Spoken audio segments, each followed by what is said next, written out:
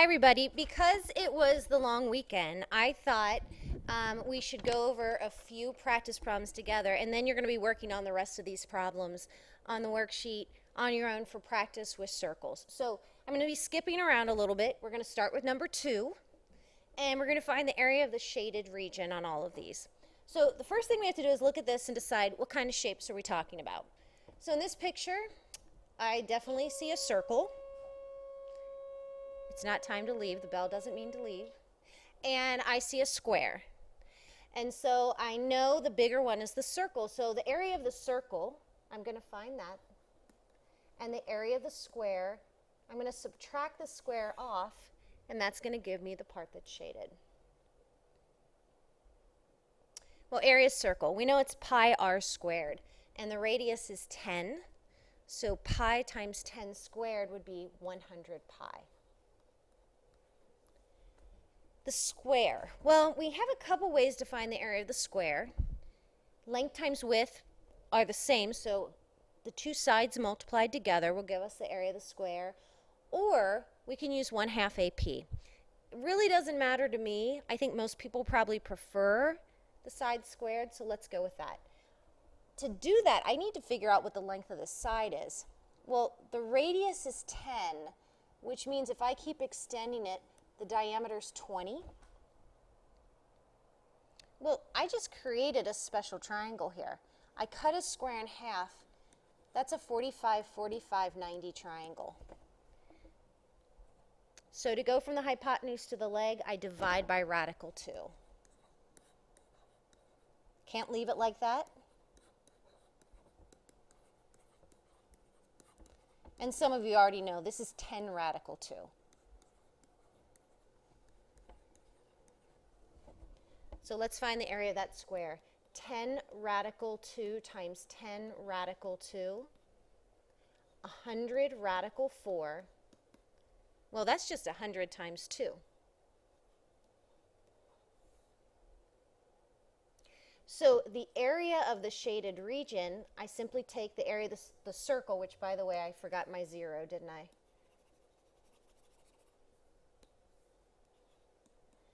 $100 pi minus 200. That's the exact answer. I can't combine them because the 100 has the pi and the 200 doesn't. I could plug it into my calculator and find a decimal approximation. But for today, we're just going to leave these in terms of pi. Okay, let's skip ahead to number 7. Number 7 looks like this. This little shaded region up here is what I'm trying to find. So let's talk about what kind of areas. Well, if I find the area of the triangle, I know that's part of it. But this is not the area of the triangle. It's the part that's not included of this sector. So I'm going to find the area of that whole sector and then subtract away the triangle, and I'll be left with the shaded region. So I'm going to find the area of the sector and then take away that triangle. Let's see here, 90 out of 360 means I'm working with 1/4 of the circle. So 1/4 of pi r squared.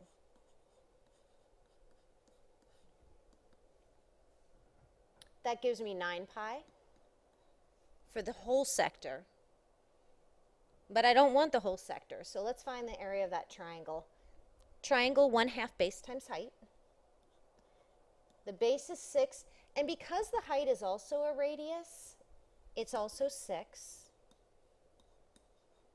giving me an 18, an area of 18. So my area ends up being 9 pi minus 18. So that was a pretty quick one. Let's do an even quicker one. Skipping to number 11. Well, when you look at this picture, what do you see? Yeah, you see two circles. You see a big circle and a little circle.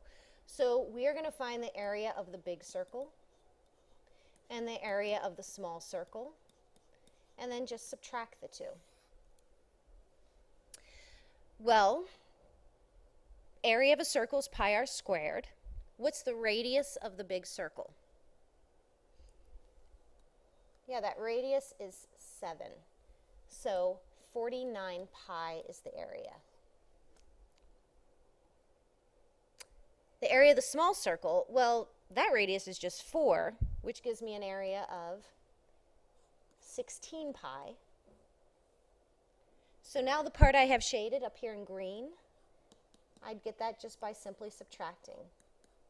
And my area is 33 pi.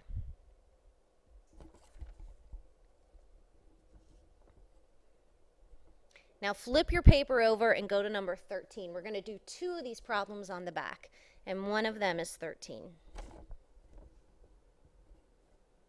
This problem is a lot like the last one. The 2 sections that we're going to deal with are this entire pie piece, this entire sector.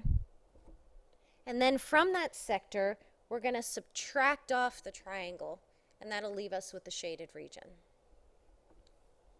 So we're going to find the area of the sector minus the area of the triangle.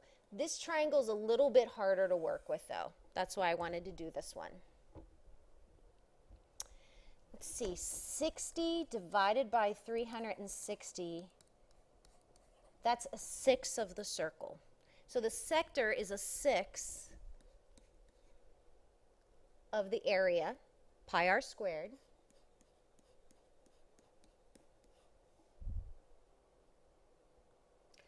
which gives me 24 pi.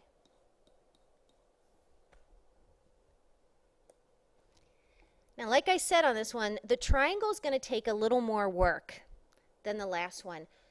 What kind of triangle are we working with here?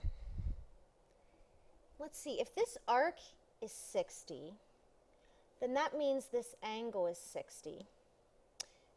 If this radius is 12, then this radius also must be 12. Do you see what kind of triangle that is?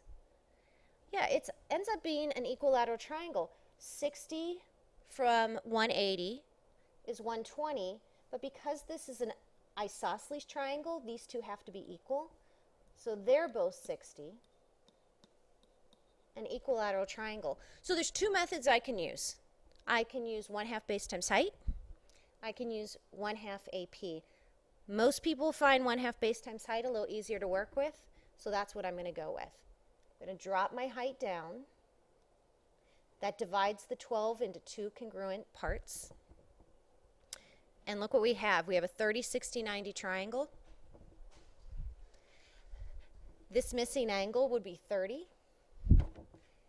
And this height is 6 radical 3.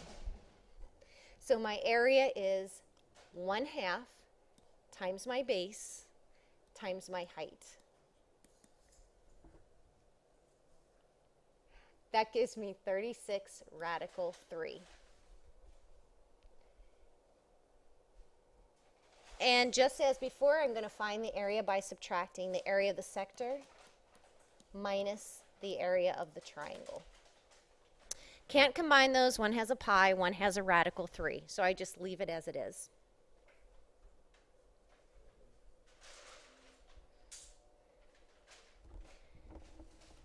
The final problem I want to look at together is number 20.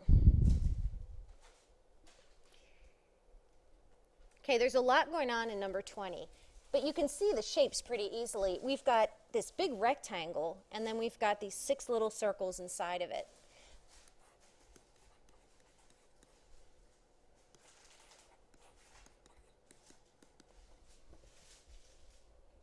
Now, to find the area of the rectangle, we've got to figure out what the base of the rectangle is.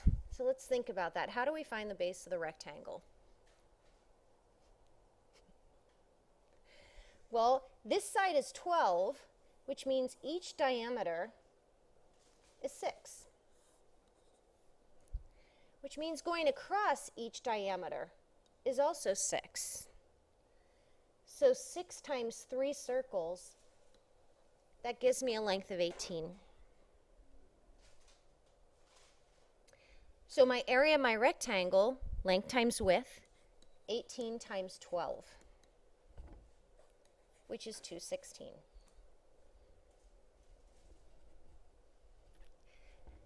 Okay, I have 6 circles I have to subtract off. So 6 pi r squared. Well, if the diameter is 6, the radius is 3, which gives me pi r squared. The area is 9 pi. 54 pi. So to find the area of the shaded region, I simply take the 216 and subtract off those 6 circles. And that's it. So the rest of the class, go ahead and work on these problems and use the same method. Make sure you're labeling your work so it's very clear what you're doing. And obviously, if you write a little bit bigger and you need to, you can use loose leaf for these.